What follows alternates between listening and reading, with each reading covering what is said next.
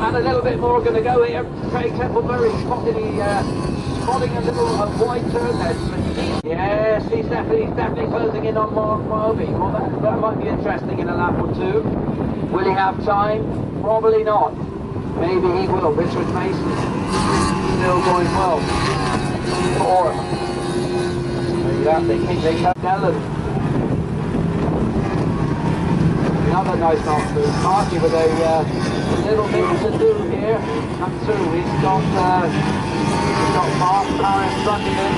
He's going to try and go for the inside of the chicane on this one.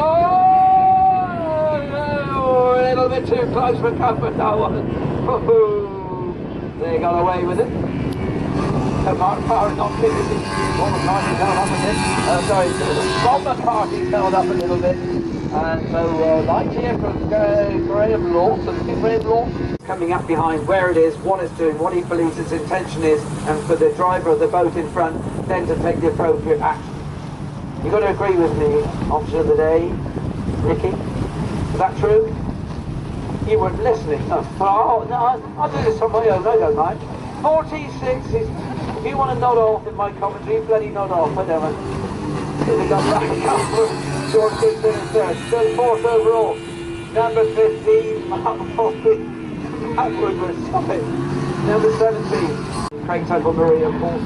Scott, my nose is running. I have all sorts of problems, but no one cares. Number 20, Richard Mason, 4th overall. Who was it again? I don't want toilet roll. What are you toilet? I don't say my nose is a problem, not my boat. Looking very good indeed.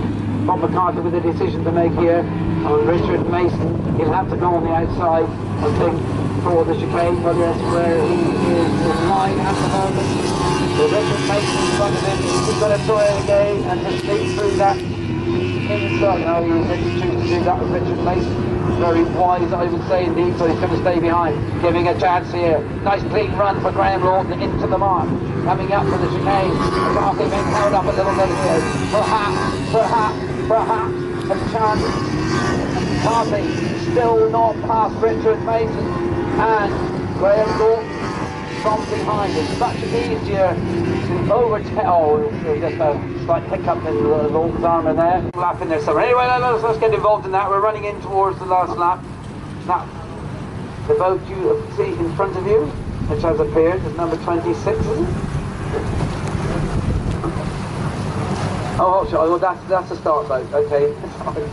And they will fly very shortly when the leader comes through next time, which means Mr. McCarthy will get a flag which says upon it the last lap, which he will read. I think he can read. Yeah, sure he can read.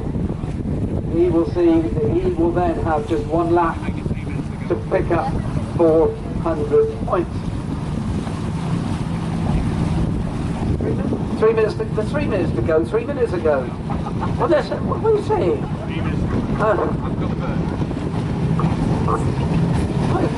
I'm sure it said 3 minutes to go, 3 minutes to go. It's Liverpool time, I told you, didn't I? I'm going to go with the race leader. I will be grumpy, I don't know if it's going to be. That's the race leader.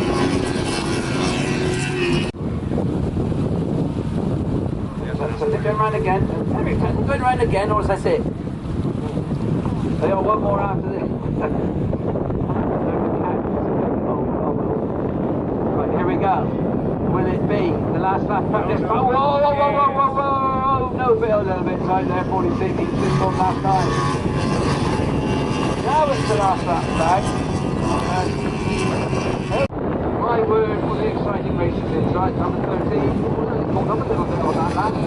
Only a couple of seconds, Graham Lawton. Absolutely no chance of catching Bob McCarthy in this sort of form. Richard Mason doing very well. So good to see him back racing again. Ex-champion, of course. So badly injured, but now back on the pace again. You see, although they will put suddenly back on again.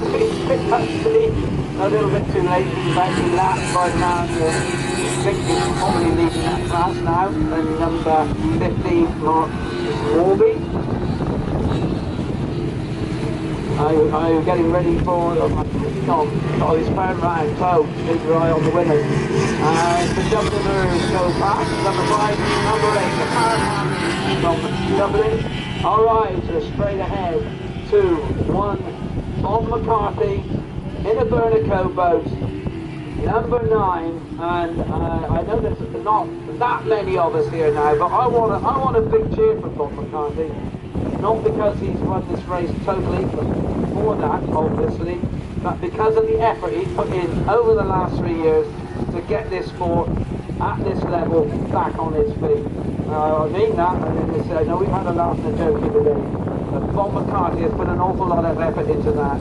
The bureaucrats have not always been with him and still are not with him, but he's stuck with it, and it is good to see a guy like that get a little bit of a bonus at the end of a weekend which has been a lot of hard work for him and his crew, and I must mention them because he does have a hard working crew with him. So he comes in, he has one turn to make to bring him back towards us.